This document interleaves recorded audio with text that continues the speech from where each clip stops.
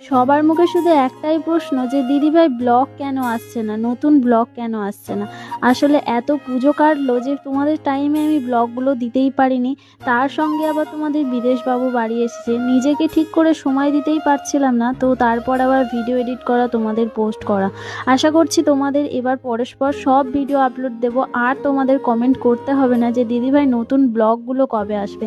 হ্যাঁ, হতে পারে কিছু কিছু ভিডিও আগের, তবে আমি তোমাদের সব ভিডিওই দিয়ে দেবো। একটু হয়তো বোরিং লাগবে কারণ আগেকার ভিডিও, কিন্তু আশা করছি তোমাদের ভালো লাগবে, কারণ তোমরা আমাকে প্রচুর মানুষ ভালোবাসো। আমি আশা করিনি যে আমি ব্লগ না দিলে তোমরা আমার কাছে এত কোশ্চেন করবে যে কেন ব্লগ দিচ্ছ না। আসলে কি সত্যি আমার ব্লগগুলো তোমাদের দেখতে ভীষণ ভালো লাগে? আচ্ছা, তোমাদের যদি আমার ব্লগ সত্যিই ভালো লাগে অবশ্যই কিন্তু কমেন্ট করে জানাতে ভুলবে না। তোমরা তো আগের ভিডিওতে দেখেইছিলে আমি গিয়েছিলাম পিসির বাড়ি, পিসির বাড়ি থেকে গিয়েছিলাম আবার দিদির বাড়ি, মানে আমার জেঠুর মেয়ে।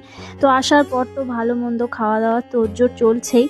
তো আমরা ভেবেছিলাম যাব দুটো মন্দিরে, প্রথম হচ্ছে সর্বমঙ্গলা বাড়ি আর হচ্ছে 108 মন্দির। তোমরা যদি কেউ চিনে থাকো বর্ধমান সাইডে অবশ্যই কিন্তু কমেন্টে জানাতে ভুলবে না। তারপর দিদিকে আমরা কল করলাম, দিদি বলল আমাদের বাড়ি চলে আয়, একসঙ্গে সবাই মিলে খাওয়া দাওয়া করার পর যাব বিকালবেলা।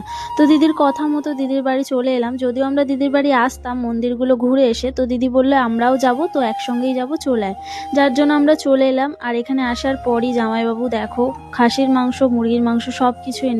আর বেশ কয়েকদিন ধরে যেহেতু আমার দিদির শরীর খারাপ, যার জন্য দেখো দিদির হাতে পাতেও আমি কিন্তু করে দিচ্ছি। আর এখানে দেখো খাসির মাংস কিন্তু দিদি খায় না, আর এদিকে মুরগির মাংসটা দিদিরা খাবে, যার জন্য দেখো দিদি মুরগির মাংস রান্না করছিল আর আমি কিন্তু খাসির মাংসটা রান্না করছিলাম। আর এখানে করলা ভাজা হচ্ছে, পোস্ত হচ্ছে। আর এদিকে দেখো হাতে পাতে কিন্তু আমরা তাড়াতাড়ি করে নিচ্ছি কারণ অনেকটাই বেলা হয়ে গেছে। আর এদিকে আমার জামাইবাবু অ্যাক্সিডেন্ট করে দেখো কি অবস্থা করেছে। তো এখানে ওদেরকেও কাজে লাগানো হয়েছে, ওরা রসুন ছাড়াচ্ছে, আমরা এদিকে রান্না করছি। তো সবাই মিলে একসঙ্গে করলে কিন্তু খুব তাড়াতাড়ি কাজবাজ হয়ে যায়। তারপর আমরা খাওয়া দাওয়ার পর যাব ওই যে বললাম 108 মন্দির সর্বমঙ্গলা বাড়ি।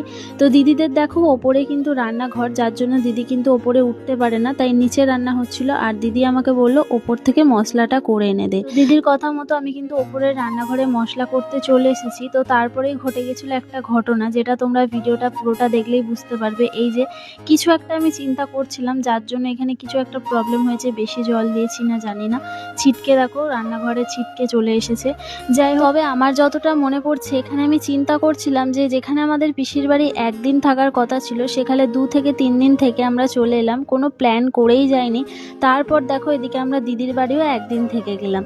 তো কোনো রকম কোনো শাড়ি বা জামা আমি কিচ্ছু নিয়ে যাইনি, শুধু একটা শাড়ি পরে গিয়েছি আর একটা সুতির ছাপা নিয়ে গেছি, যেহেতু আমাদের থাকার কোনো প্ল্যান ছিল না, একদিন থেকেই চলে আসতাম, আর কোথাও ঘুরতে যাওয়ারও প্ল্যান ছিল না। তারপর দেখো একই জামা, মানে বলতে পারো শাড়ি পরে আমি কত জায়গায় ঘুরলাম, যার জন্য আমার একটু নিজের খারাপ লাগছিল যে ধর কটা জামাও আনতে পারলাম না, থাকা সত্ত্বেও আমি আনতে পারলাম না। এদিকে বিদেশবাবুরও আনেনি, আসলে প্ল্যান করে না আসলে আর কি যা হয়। তারপর দিদির বাড়ি আসার পর আমি দিদির একটা চুড়িদার দেখো মুড়ে আর কি পরে নিয়েছি, কারণ আমার এক শাড়ি পরে নিজেকে প্রচুর বোরিং লাগছিল, আর শাড়ি পরে তো নিজেকে কমফোর্টেবল ফিল করাতেই পারি না, তো খুব বিরক্ত লাগে। যাই হোক দিদির একটা জামা আমার গায়ে হয়ে গেছে, কিছুটা মুড়ে পরে নিয়েছি। তারপর কিন্তু আমরা বেরিয়ে পড়েছি 108 মন্দির যাওয়ার উদ্দেশ্যে। তো এখানে দেখো বিদেশবাবু আর আমি একটা স্কুটি নিয়েছি, এদিকে দিদিরা একটা নিয়েছে, তো চলে যাচ্ছি। তো চলো আগের ভিডিওতে যারা সুন্দর সুন্দর কমেন্ট করেছো তাদের একটু কমেন্টগুলো পড়া যাক। প্রিয়া জানা কমেন্ট করেছে, আমার নামটা নাও না প্লিজ দিদিভাই, বারবার বলছি আমি প্রিয়া। সরি প্রিয়া, তোমার নামটা অনেকবার দেখেছি বাট নেওয়া হয়নি, এবার নিয়ে নিলাম। পল্লবী জানা কমেন্ট করেছে, তুমি রোজ ভিডিও দাও না দিদিভাই, তোমার ভিডিও দেখতে পাই না কোথাও। না গো পল্লবী, রোজ ব্লগ ভিডিও দেওয়া হয় না, বাট শর্ট ভিডিও দিই।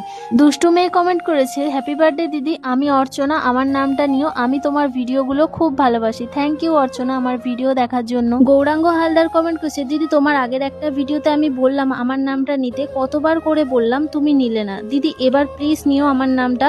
অর্পিতা হালদার, তোমার ভিডিও আমার খুব ভালো লাগে দিদি, তোমার প্রতিটা ভিডিও আমি দেখি। থ্যাংক ইউ অর্পিতা আমার ভিডিও দেখার জন্য।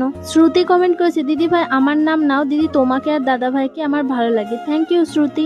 মুন্না কমেন্ট করেছে, দিদিভাই তোমার ভিডিওতে কত কমেন্ট করেছি, তুমি একবার আমার নামটা নিলে না। সরি মুন্না, এবার নিয়ে নিলাম তোমার নাম। রিহান এসকে কমেন্ট করেছে, দিদি তোমার আগের একটা ভিডিওতে আমি বললাম আমার নামটা নিতে, কতবার করে বললাম তুমি নিলে না। দিদি এবার প্লিজ নিও আমার নামটা, আমি বামনগ্রাম থেকে দেখছি। Thank you Rihan. Susmita Mondal comment করেছে, দিদিভাই তোমাকে খুব সুন্দর লাগছে, আমার নামটা নিও। Thank you Susmita. Mousumi Ghosh comment করেছে, তোমার ভিডিও রোজ দেখি কিন্তু কোনোদিন কমেন্ট করিনি, আজকে প্রথম কমেন্ট করেছি, তোমার ভিডিও আমার খুব ভালো লাগে, প্লিজ নামটা নিও। থ্যাংক ইউ মৌসুমী। পায়েল পাত্র কমেন্ট করেছে, তোমার ভিডিও আমার খুব ভালো লাগে। Thank you Payel. তোমাদের এত সুন্দর সুন্দর কমেন্ট পড়তে পড়তে এদিকে দেখো সর্বমঙ্গলা বাড়ি 108 মন্দির আমাদের কিন্তু ঘোরা কমপ্লিট হয়ে গেল। এখন যাচ্ছি আমরা বাড়ি। তো চলো ভিডিওটা আজকে এখানেই শেষ করলাম, ফিরে আসছি নেক্সট একটা সুন্দর ভিডিও নিয়ে। ততক্ষণ তোমরা ভালো থেকো, সুস্থ থেকো, টাটা সবাইকে।